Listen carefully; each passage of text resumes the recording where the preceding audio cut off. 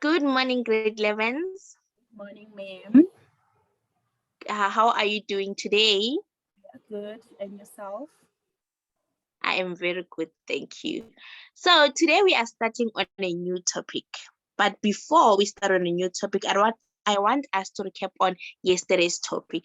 You remember yesterday we were discussing business sectors, right? Yes, ma'am. So yeah, please, can you name the 3 business sectors that we talked about yesterday? It's primary sector, secondary sector, Mm-hmm.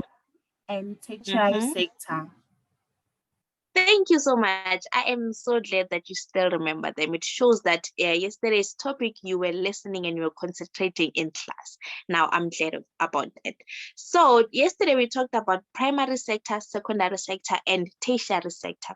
And we said that in primary sector is involved in collecting resources directly from the nature. So an example of this, we said mining industry, which extract minerals as coal and gold from the earth. So that is an example of primary sector that we talked about yesterday. And then on secondary sector, we said that in this sector, it is responsible for converting raw materials into final products. Those raw materials that we talked about in primary sector. In secondary sector, it is responsible for converting those raw materials into final products. An example of that yesterday, we said motor and furniture industry, right?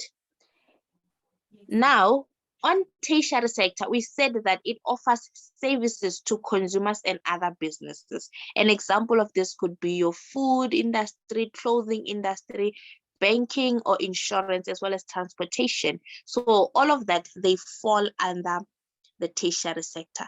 So that is what we talked about yesterday, right? Yes, ma'am. Yes, thank you. So now, today, we are going into a new topic which is contemporary socio-economic issues. So now today, Mylena, I'm going to give you a job. We're going to be responsible for my slides. Can you please go to the second slide? Yes.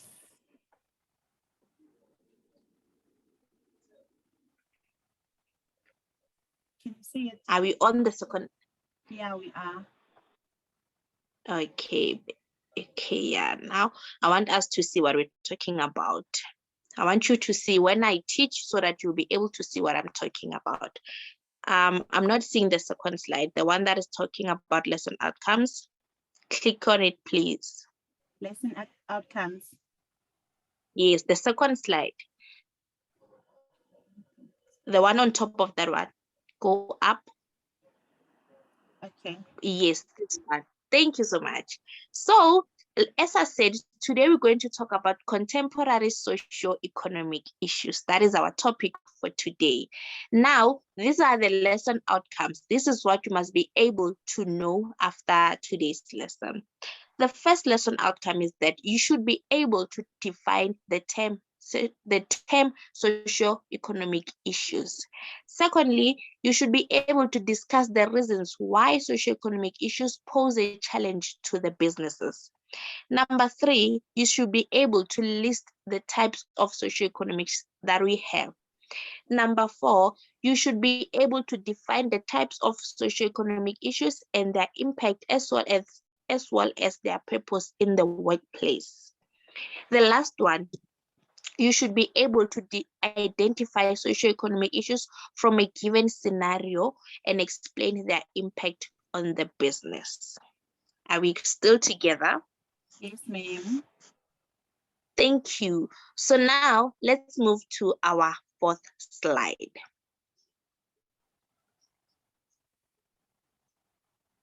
Thank you. That is our fourth slide. Now, before we get into detail, I would like to ask, for the past few days, there have been this story that has been trending about a girl named Namsha, who was shot 9 times by her boyfriend. I'm sure you have seen that. Have you? Yes, ma'am. Yes. So Yes, that story, it's like, even though you don't know the girl, but then it has affected most of us. We felt the pain that she felt. So she was shot 9 times by her boyfriend. So that thing, that whole scenario of her boyfriend shooting her to death, that is a crime. Her boyfriend committed a crime by shooting and killing that lady. So now that is a type of socioeconomic issue, which is crime. But before we get into that, into types of socioeconomic issues, I would like to firstly explain what is socioeconomic issues. We're still together, right? Yes. Yes, thank you. So socioeconomic issues are challenges. Socioeconomic challenges are issues that affect people and the economy in a negative way. And they are problems that come from social, people, and economic money circumstances. Excuse me, I need to. So what does socioeconomic issues? Socioeconomic issues are all the issues that affect people in a negative way, especially the business. Whatever thing that we go through that affects us or the business in a negative way, that is socioeconomic issues. Now, the definition, it's not doesn't explain clearly, but then as soon as we get into the examples and the topic into details, you will get to experience or know more about what is socioeconomic issues. And what I love mostly about this topic is that socioeconomic issues is not something that you're just going to learn about in class and forget it. No, it's something that you experience in your day-to-day life. It's something that you see every day when you go home, either in your household or your friend's house or your neighborhood or your community or in school. So it's something that you see in everyday life. Now, reasons why socioeconomic issues pose a challenge to business. Number one, socioeconomic issues affect consumer spending due to poverty and unemployment. So what this means is that if you are poor or if you are unemployed, you won't have money because you're not employed and you are poor. And when you are unemployed, automatically you're going to be poor because you won't have money to spend. So that is why it says here it affects consumer spending, because if you are poor or unemployed, you won't have money to spend, which means your spending, it is affected. Now, another thing is that these issues place extra burden and expenditure to businesses as they have to develop policies, support system, informative programs to address them. Now, what it means here is that because the aim of businesses is to make money. The aim of business is to create product that you, consumer, you would want to buy, so that me as a business owner, I'll be able to make money and my business will grow. Now, if you are poor or unemployed, you won't have money to buy my product, which is affecting my business in a negative way, which means I have to come up with new ways to make you to buy my product. Hence, here it says these issues place extra burdens and expenditure on the business. Do you understand that? Yes, ma'am. Okay, thank you. Please let's move on to the next slide, slide number 5. Thank you. Yes, so now the reasons socioeconomic issues pose a challenge to the business. We are still continuing on that. So another thing is that businesses are expected to create as many jobs opportunities as possible to assist the government address these issues, which places a financial burden on them. Again, as a business, because the main aim of businesses is to make money. How am I going to make my product? Firstly, because for me to be able to make my products, I have to hire people. I have to create employment so that I'll have people who will be able to run day-to-day activities of my business. So businesses are forced, or not even forced, well, they have to create employment to the community, to people in the community. so that people will be able to, in that way, when the businesses are creating job opportunities, they are helping the government to address these issues, because when they employ people, it means that poverty will decrease, as well as unemployment will decrease, as well as crime, because if you are employed, you will have money and you won't be poor, and you won't have time to be committing crimes. So another one is that they must also educate employees on social issues and how to become involved in the community to address these social issues. So as a business owner, it is my responsibility to teach my employees about social issues. Social issues like, one is strike and crimes. I'm responsible for teaching my employees about this, so that they will know that, okay, we have this kind of issues, so that how do we work around them? How do we help in decreasing these social issues? So, my learners, those are the reasons why socioeconomic issues pose a challenge to businesses. Now we are going to types of socioeconomic issues that we have. No, please stay on the slide that we're still on. The number one is inequality and poverty. The second one is intrusivity. The third one is unemployment. The fourth one is HIV and AIDS.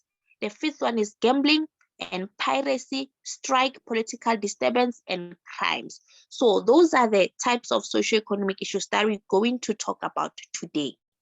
Are we still together? Yes, ma'am. Thank you. Now let's go to the next slide.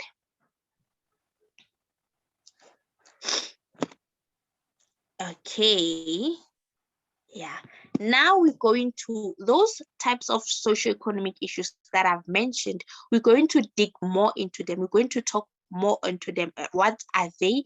What do they mean? And how do they affect the business or the workplace, or what is their impact? So now the first one is inequality. What is the meaning of inequality? I am sure you've heard of the word inequality around. Yes, Yes, so now I'm going to explain to you what is inequality. Inequality is the degree to which people do not have the same opportunities and are treated differently because of their social status. And it means that people are not equal.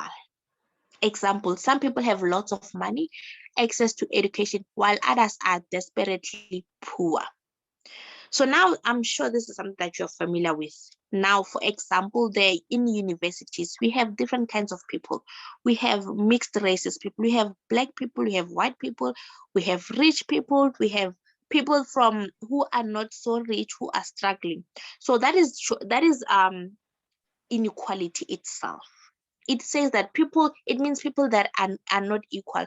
Some people have access to education. People from Limpopo's in the rural areas, those they don't have the same access of education to the ones in the suburb areas. In the classrooms, they don't have equipment, chalkboards, smart boards. They don't have those resources. So it means there's inequality between schools in the rural areas, in the Limpopos, or schools in the suburbians, in Sentence, and where else? And some of the schools in the townships, there's a huge inequality gap between schools from rural areas, schools from townships, and schools from suburbs. So that difference that the schools have, it's called inequality.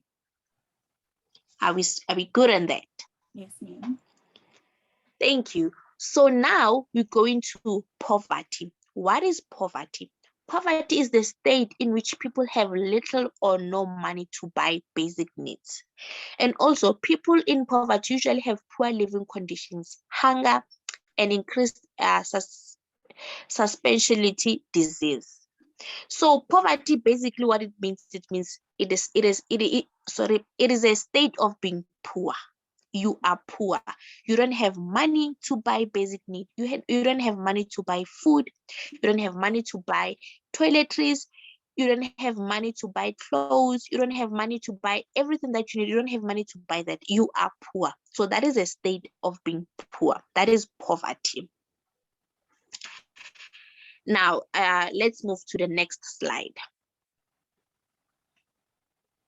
Thank you. Now, before, this is a video that I want us to look at. This is a video that is talks about inequality and poverty. Please, let's watch this video.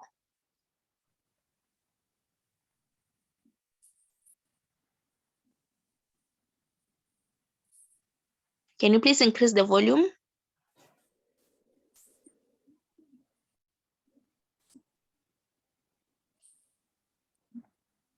Thank you. Are you able to hear the video? Can you hear it? Yeah. Okay, thank you. Let's watch this video.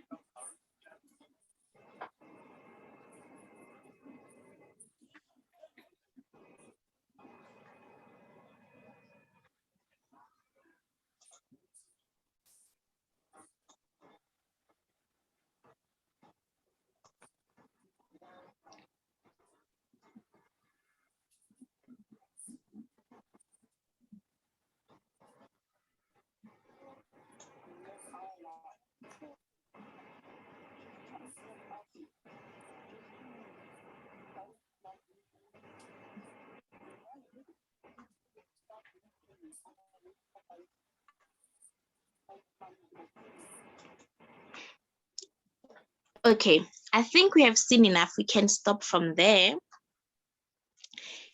Now, you can see from the video that these people, they are really struggling.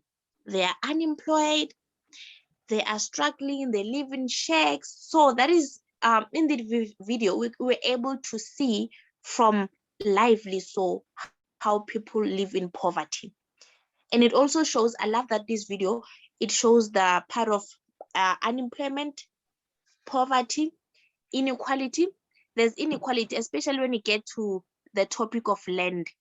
Just that I don't want to get into details about that, because we're going to argue. Some believe in this way, some believe that way.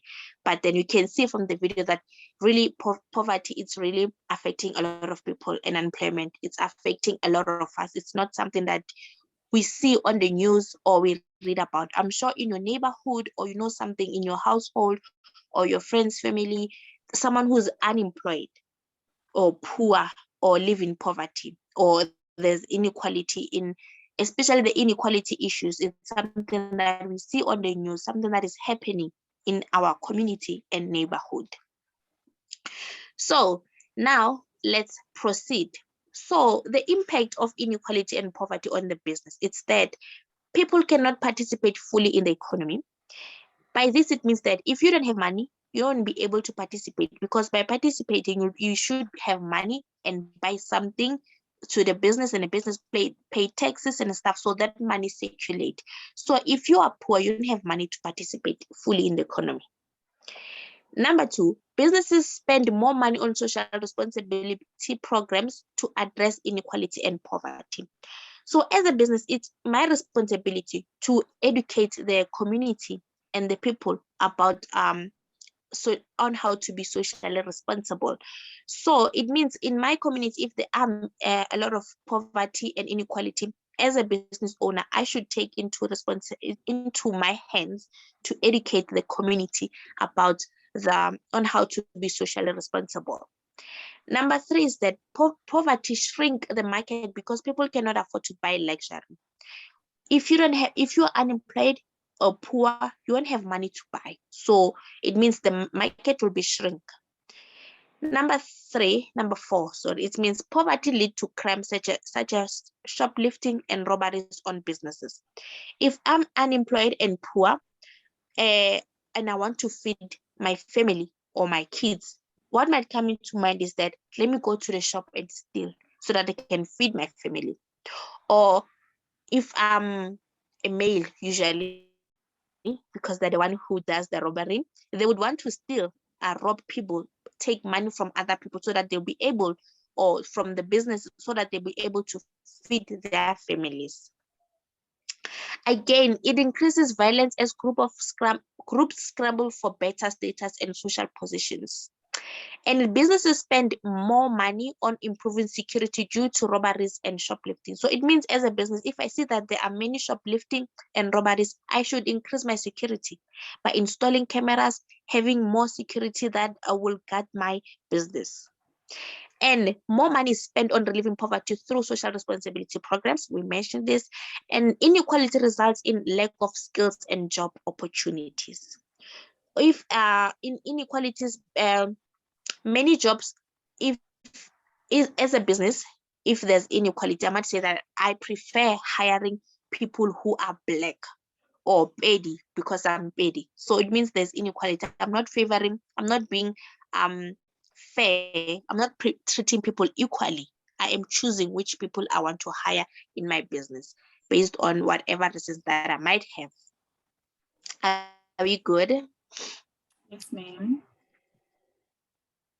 Thank you. So now let's move to the next slide, where we'll be talking about inclusivity. Now, inclusivity. What is inclusivity? Inclusivity means giving everyone opportunities without discriminating based on age, race, gender, sexual orientation, disability, and HIV status. Inclusivity means valuing the difference between people and consciously encouraging diversity in the workplace. So obviously in South Africa, we know we have different kinds of people, different cultures. We have Pedis, we have Zulus, we have Tsongas, vendors, white people, Afrikaners. So it means we are different. So those different, we should embrace them, because each and every person comes with that different skills, different knowledge. So we shouldn't judge people based on their race or gender or sexual orientation. Or in the workplace, if I have a male and a female worker who are performing the same duty, I shouldn't pay a male more because they are believed to be more muscular, and that they should get same treatment. Now, the purpose of inclusivity in the workplace is that it promotes equal opportunities for every employee to obtain skills that will lead to promotion and career paths. In the workplace, like I said, everybody should be treated the same. Everybody, if there's an opportunity that is coming up, a promotion, everybody should be given the same opportunity to get that promotion. I shouldn't just give promotion to everyone that I feel like that I love, or a male more than a female. No, everybody should be given the same opportunity to get that promotion. Another thing, it promotes respect for each person as their contribution in the workplace. For example, I should be able to, I am black, I should be able to respect an Indian person or a white person, because they come with different skills. So I get to learn from them instead of discriminating them or treating them not equal. Another thing, it promotes healthy, happy working relationship, which in turn increases job satisfaction. So in my business, if I have Zulu people, Tsonga, Pedi, and I treat them the same, they will be happy. And when they are happy, they'll be able to perform their duties productively. So, and then turnover will increase, which means I'll get more profit as the business, and my employee will be happy. Are we still together on that? Yes, ma'am. I am very glad that we're still together. Now, let's move to the next slide. So, inclusivity, it increases communication in the workplace so that businesses' goals, objectives are achieved. So, obviously, if we are happy in the business, if my employees are enjoying working together, they are happy, it's a happy place. It means communication will increase. If communication increases in a business, we'll be able to reach the goals that we have as a business, because there will be good communication. I know that if I'm not able to do something, I can go to my colleague. Colleague, can you please help me with this? Then we'll be able to work together, and then productivity will increase, and then we'll be able to reach our goal as the business.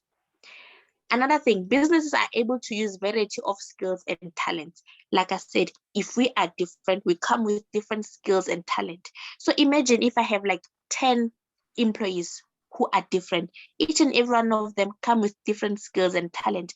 Now, if they work together and they combine those skills and talents that they have, it means our business will get to win. We get to different skills, and we're going to use those skills to tackle whatever that we have to. Then it means there will be increased communication, increased productivity, and our business wins. Another thing, inclusivity increases education and training, resulting to a decrease in poverty. This is the one that we mentioned before. If in my business, I create a skills development program, skills that will increase programs that will increase skills of my employee, that opportunity should be open to all employees. Then it means all my employees will get that to do that training. They will increase their skills, and if their skills they increase, they'll be able to get better employment. If they get better employment, that means poverty will decrease. So that was the impact of inclusivity in the workplace. Now we are going to unemployment. This one we know. I'm sure you have seen someone, or you know someone who's unemployed, right? Yes, so what is unemployment? Unemployment is the condition where people want to work and are able to work but cannot find employment. This is an example of people who are in universities. They go to universities to better their skills, to better their chances of getting employment. but then you find that after going to varsity, they're still not able to find employment. So that is unemployment. Unemployment often goes with lack of skills or the wrong skills for the current job market. But if the market economy is growing fast enough to absorb new job seekers, many skilled people will also struggle to find employment. If I have skills of what sales skills, as a salesperson, I cannot work in let's say hospital, because they're not selling anything. I should be go to the like stores. So that is where my skills are needed. So hence, and people are unemployed, it's because they have lack of skills or they have the wrong skills for the current job market. So hence most people are unemployed. So can you please go to the next slide? This one. So this is a video that talks about unemployment, but I would like to skip it for now. Then we'll go back to it after. So let's go to the next slide. Then after going through the slides, we can go through that video. So now we talked about unemployment. Why people are unemployed? People are unemployed because they lack skills or they have the wrong skills for that job market. So, and we also said unemployment is a state of people wanting job, but they're actively seeking for employment, but they cannot find an employment. So that is unemployment. So if we have this solution, this issue, we must have possible solutions for the issue that we have. So possible solutions for unemployment is that number one, improvement of skills, better education and training. If you improve your skills, or if you get better education, go to varsities and get training, it means chances of you getting employed are higher. So if you do that, you have better chances of getting employed. And another thing is that business can provide skills development programs through learnerships. Obviously, if business provide learnerships for the community, people will get to gain skills from that.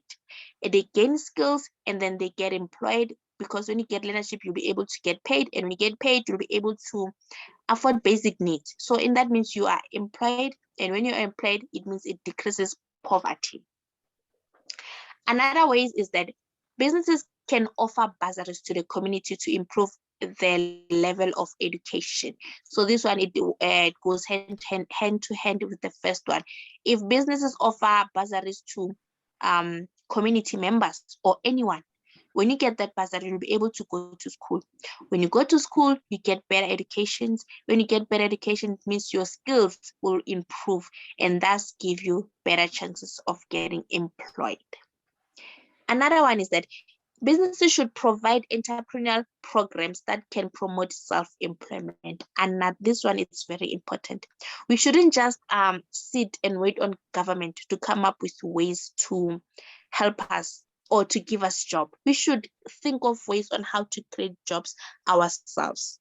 So this is entrepreneurship, where you get to learn and get skills on how to open businesses, how to run businesses, so that they can promote self-employment. By that, you'll be able to hire people in the community. And by doing that, you are also decreasing poverty. You are also decreasing unemployment yourself without waiting for the government to do that for you. Another thing, support existing small businesses to create more employment opportunities. It is very important, because we have more people who want to start businesses and who have already started those businesses. So if we support those small businesses, it means they'll be able to grow. And when they grow, they will hire more people. And when they hire more people, it means more people will be employed. When more people are employed, it means that poverty will eradicate, unemployment will also eradicate. So those are the possible solutions for unemployment. Are we together on that? Yes, ma'am. I'm hoping that maybe one of you in my class will maybe one day I'll go to the store and find that one of you owns a big company. One of you has employed many people. So that I will be happy if I see that. So now we are going to unproductive labor force. Unproductive labor force It means that unproductive workforce refers to workers who do not work at the required level of productivity for a business to be sustainable. This is where, as employees, we are not being productive. Let's say we have a goal, a business says we must produce 80 products in a day. So if we're being unproductive, it means we're going to produce less products than the goal that we have. So that is unproductive labor force. It means you are not performing according to the goals that your employer has for you. And workers produce less than they should. Yes, you produce less than the goal that you are given. So that is unproductive labor force. So the impact of unproductive labor force on the business is that there is always tension between the employers and employees because employees are not performing below employers' expectation. So as a business owner, if I give you goals to achieve and say, non-tobacco, please, you must produce 50 products by the day, and you produce 10. So there's going to be tension between you and I because I'm going to say, no, man, this is what you're supposed to produce, but then you're not producing that. So there's a stress for both employers and employees. It pushes production costs and business may lose customers, which will result in low turnover. So if we are not producing enough, we're going to lose customers. So we are done for today. But then I'm going to give you a homework that you're supposed to do, and please bring it back tomorrow. So thank you so much for coming to class. Thank you for participating in class. Thank you very much. Please write the homework that I'm giving you. All right, thank you. Thank you, ma'am. Bye. Have a lovely day. Thank you. Bye. Bye.